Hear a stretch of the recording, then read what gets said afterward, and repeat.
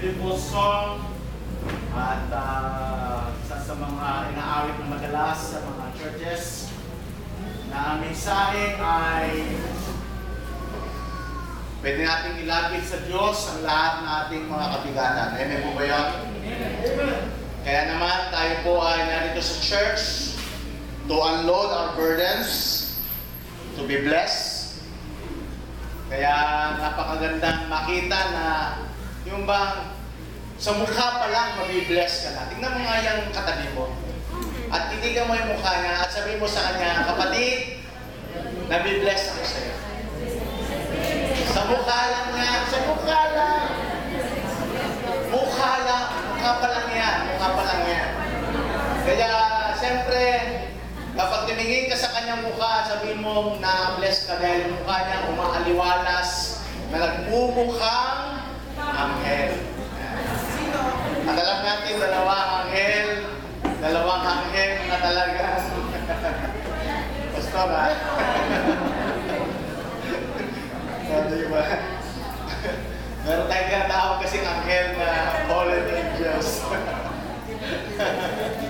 O, di pastor, pagpagandahin natin, anghel ng kaliwanagan. O, anghel ng kaliwanagan. Sino po ba yung anghel ng kaliwanagan sa Biblia? Hindi ba? Pinaganda pa, no? Anyway, tayo po nasa pangalawang bahagi ng ating message series. At yung ating slide, kapatid na yan. Tayo po ay sa pangalawang Sunday. And next Sunday ay yung pangatlo, will be the conclusion. At tayo po ay nasa tinatawag na paksang mga gawain sa ating paglago. Kung mapapansin po ninyo, ano po, na doon tayo sa mga asulat ni Peter, kumukuha ng mga passages para pag-aralan ang tungkol po sa paglago. At kung titingnan po natin mabuti ang aklat niya ni Peter, 1st and 2nd Peter, ay maraming beses siyang sinabi po yung paglago. At meron nga tayong paboritong verse dyan sa pangalawang Pedro, kabanatang 3, talatang 18. At yun ang ating madalas na pinukot, madalas nating pinsan ay ating ginagamit, na sinasabi natin sa talatang yan na tayo dapat ay magsipaglago. Tayo daw po ay magsipaglago. At sinabi dyan sa biyaya at pagkakilala sa ating Panginoon at tagapagligtas na si Jesucristo. Kung meron mang goal ang isang Kristiyano, kung meron man siyang gustong gawin sa kanyang paglapit sa Panginoon, ay yung lumago siya sa biyaya at sa pagkakilala sa ating Panginoon at tagapagligtas na si Jesucristo. Kaya tanungin mo yung katabi mo, kapatid, lubos mo na bang kilala si Jesus Christ? Sige nga, lubos mo na bang kilala si Jesus Christ? Dahil nga po, sa ating pong panahon ngayon ay may kanya-kanyang pagbibigay, pagkilala o tinatawag na how different religion have this understanding of Christ. Kanya-kanyang pagkakilala po sila, kanya-kanya sila ng pagbibigay ng pagpapakilala. Kaya dito makita po natin na it always boils down doon sa tinatawag na how you really know the Lord Jesus Christ. Kaya siya ba ay isa lamang propeta? Siya ba ay isang guro lang? Siya ba ay tao lang? Yun ang mga tanong yan eh. Kaya dito makita natin na yun po yung mga nagiging issue ng iba't ibang mga so-called religious groups, sects, na kung saan ay sinasabi nila, ito si Jesus Christ. Kaya sa ating pong pag-aaral ngayon, ay yun pong ating magiging focus. Yung ba, how you will grow, yung sa paglago natin bilang mga Kristiyano, ano po yung dapat na makita po sa atin bilang mga manampalataya. So, tayo po ito yung lahat, so stand, tayo po ay manalangin. At ating pong basahin muna yung 1 Peter chapter 3 verse 8. 1 Peter chapter 3 verse 8. At basahin po natin ito ng sabay-sabay. Nakita na po ba niyo? Meron po dyan tayo sa ating screen ang 1 Peter chapter 3 verse 8. Sabay-sabay po natin basahin. All together, ready, begin. Katapos-tapusan, magkaisa kayo, magdamayan, magmahalan bilang magkakapatid. Kayo ay maging maawain at mapagkaibigan. Tayo pong lahat ay yumuko at pumikit, tayo pong lahat ay manalangin. Let's pray. Dakilang Diyos, aming Ama, salamat po sa pagkakataon nito na iyong binigay sa amin. At sa amin pong pag-aaral ng iyong mga salita, Panginoon, ay patuloy mo kaming turuan. At kayo po ang magbigay sa amin ng higit na pagliliwanag sa lahat ng mga pag-aaral namin ito.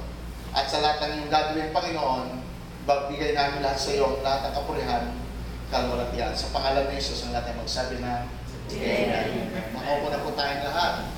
Meron isang bata, yung anak, sabi niya, Daddy, sabi niya, tumatangkad ka pa ba? Sabi nung maliit na anak niya, yung babae, Daddy, tumatangkad ka pa ba?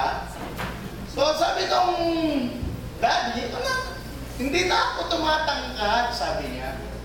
Kasi Daddy, sabi nung bata, nakikita ko po kasi yung bumbunan nyo, lumalagpas na sa buhok nyo.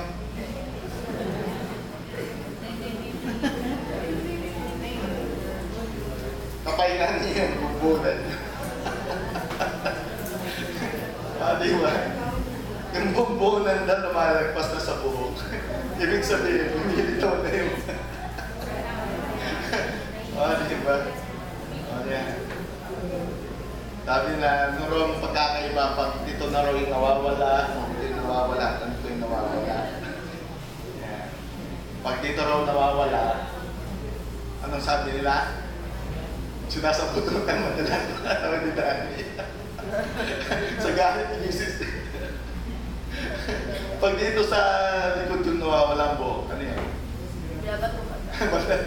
Ano ba, madalas na nakahiga, tulog. Tama. Dito, pag nawawala yung buhok. Ano raw? Pag dito nawawala buhok. Di ba may mga ganun, nawawala dito ang buhok? Sign of fun daw yun. Sign na ano. Yun. Marami kanya-kanya silang pakulod yan. Anyway, minsan iniisip, ano kaya itsura mo pag totally kalbo yan? Ang dami na kasi mga pastor, nagpapauso ng gano'n. Kaya mga clean shaven na buhok ba, yung ulo nila. At talaga namang nagniningning, nagsumimasis. Bangkwan ba? Talagang pag tinamaan ng ilaw, nagre-reflect talaga. Anyway, ang buhay Kristiyano po ay dapat makitaan ng tinatawag na paglago. Amen po ba yan? Do you agree with that? Kaya sa ating Sunday school, in a matter of 50 minutes, nag-share po yung mga groups. Dahil kasi binibigyan natin doon ng emphasis sa tinatawag na patotoo mo bilang isang ligtas, isang tumanggap sa Panginoon. Dahil bawat isang tumanggap sa Panginoon ay meron siyang patotoo ng kaligtasan. Yung unang tanong dyan, yung tinatanong, ano yung buhay mo bago ka tumanggap kay Kristo? Ano yung buhay mo bago ka naligtas? At marahil may mga nagkwento dyan kung ano siya dati, ano yung buhay niya dati, ano yung kanyang past life. At kung meron mang makulay, madrama, pang MMK na buhay, yan yung buhay ni Pastor Gary Villaventura. O yung tipong, di ba? Talagang, actually, yung kanyang life story na ipalabas na sa Channel 7, sa 700 Club. Kaya kung gusto niyo mapanood po yon, punta kayo sa YouTube, inyong i-type, Edgardo Villaventura. Yun, mapapanood niyo po doon yung kanyang life story. Ano po? At talagang siya ay totoong nakaranas ng tunay na pagbabago mula sa Panginoon. And then, pangalawang tanong po natin doon, paano ka nakakilala sa Panginoon? Paano ka naligtas? Sino yung ginamit ni Lord para ikaw ay makakilala kay Jesus? So, ikukwento mo doon, paano ka nga nakakilala kay Jesus? At yung pangatlo, pagkatapos mo maligtas, ano na yung mga nangyaring pagbabago sa buhay mo? So, dyan kang kukwento kung meron mga nangyaring change life. At importante po yun, sapagkat kasama sa paglago natin bilang isang Kristiyano, merong dapat makitang pagbabago. Amen po ba yan? Amen. Importante po yan dahil kasi, bakit pastor kailangan may makitang pagbabago? Kasi yun po yung tinatawag na prueba o yung fruits na kung saan ay meron talagang resulta yung tinatawag mong claim mo, yung sabi mo, ako'y tumanggap kay Kristo, ginawa ito ni Lord sa buhay ko. And then, ano yung mga changes na ginawa sa life mo? At meron tayong talatang ginagamit doon, di po ba? Yung pangalawang Korinto 5:17. At sinasabi na doon na if anyone be in Christ, he is a new creation. Ang sino mang na kay Kristo ay isa ng bagong nilalang. So, dito makita po natin na importanteng meron po talagang change life na makita sa isang tumanggap kay Yesu Kristo. At dito, sa ating pag-aaral, importanteng makita yung growth, makita na may paglago sa buhay Kristiyano. How is your spiritual growth? Kumusta ang iyong paglago spiritual? Paano mo dapat sukatin o paano masusukat yung tinatawag nating paglago nung simulang ikaw ay sumampalataya hanggang ngayon? Na ano yung mga areas ng buhay Kristiyano mo na dapat makita mo ang paglago? Totoo, meron po tayong tinatawag na struggle sa ating buhay Kristiyano. There are areas in our lives na talagang struggle pa tayo doon. But then, ano po ba talaga? At least meron dapat makitang pagbabago talaga. Meron makitang nangyaring paglago. Kaya mayroong mga pastor ang sukatan ng paglago o tinatawag na growth ng isang Kristiyano ay doon sa kanyang mga nadala sa Panginoon. Kung maraming ang nadala sa Panginoon, maraming ang na-solve, wow, lumalago ka. Diba? Yun ang misa ng tinitignan o tinicheck. Pangalawa, yung kanyang giving. Na kung saan ay talaga matatak siya sa kanyang giving. Pagdating sa kanyang ikapo, hanggang doon sa kanyang mga love offering, sacrificial offering, pay promise giving, etc. etc. So talagang pagdating sa mga gawain ng pagbibigay sa church, all out siya. So isang sukatan pa rin yun ng mga pastumisan sa tinatawag na paglago ng isang Kristiyano. At minsan nga, mayroong mga naglalagay sa mga simbahan, ang thermometer mo, your thermometer, the thermometer of the church, kung gaano ka talaga mainit o gaano mo talaga kamahal ang Panginoon pagdating sa tinatawag ng pagkakalog. Kung maglalagay sila ng thermometer sa church at tinitingnan kung gaano kalaki na yung tinatawag nilang pumasok na finances sa church. At kapag malaki yung tinaas, malaki o tinaas, mataas na yung pagmamahal ng miyembro sa Panginoon. So, parang doon ang kalambas niya sa kanilang paglago. Then iba naman din ay yung sa dami ng mga nababible study o marami na gagawin anak na mga daughter churches o sa tinatawag na nakikitaan ng pag-asenso financially, materially. So sa mga doong aspeto sinasabi na, may paglago na yan. Pagkagaya ano po ba talaga sinasabi ng scripture? Kaya dito tignan po natin, if I'm growing, kinakailangan makita ito doon sa sinasabi nito ni Peter na kung saan na nagbigay siya ng conclusion na meron tinatawag na magkaisa kayong lahat sa pag-iisip, maging madamayin, mapagmahal sa mga kapatid, mababait at may mapagpakumbaba. First of all, if I am growing, it will be seen in my attitude of harmony. Ugali ng pagsang-ayon. Ugali ng pagsang-ayon. Yung kung salitang one mind na binanggit ko sa English Bible, ito po'y tumutukoy kasi kahulugan po nito ay harmony. Dahil po kasi ang ibig sabihin ng harmony is to agree. Pagsang-ayon. So kung kapag ang harmony ay pagsang-ayon, so kapag kulang ang harmony, ibig sabihin mayroong di pagsang-ayon.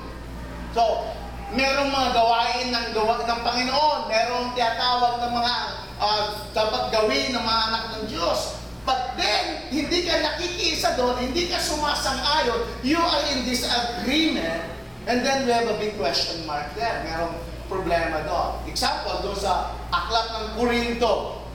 Ang Korinto ay isang matatawag na spiritually immature. Why? Dahil meron po kasing disharmony and disagreement sa church. Kaya ang banggit ni Paul sa 1 Corinthians chapter 3 verse 3, sabi niya, for you are yet carnal, for whereas there are some of you in vain and strife and divisions, are you not carnal and walk as men? In other words, kung sa early church, meron ng isyong ganon. Meron ng tinatawag na disharmony, disagreement. Meron ng mga tinatawag na, yung bang, lagahanap na yun sa panahon nila. So, aasahan din natin, in our present time, in our present situation, na kapag nag-introduce ka, o kaya meron kang mga programa, o meron kang mga gawain, o meron kang ibig gawin para sa Panginoon, huwag kang magtaka pag merong pupunta.